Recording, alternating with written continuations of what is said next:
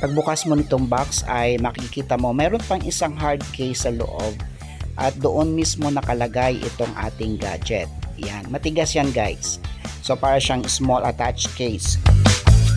So ang zipper niya magmumula dito sa isang dulo, iikot siya hanggang doon sa kabilang dulo.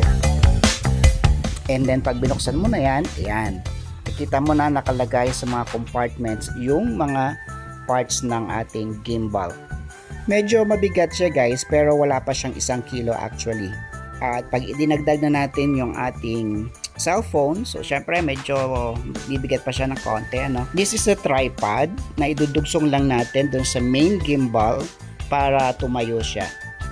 And then we have an AI sensor para kung mag-shoot ka mag-isa ay merong camera na susunod-sunod lang sa'yo. And then another small box here which contain all the connectors.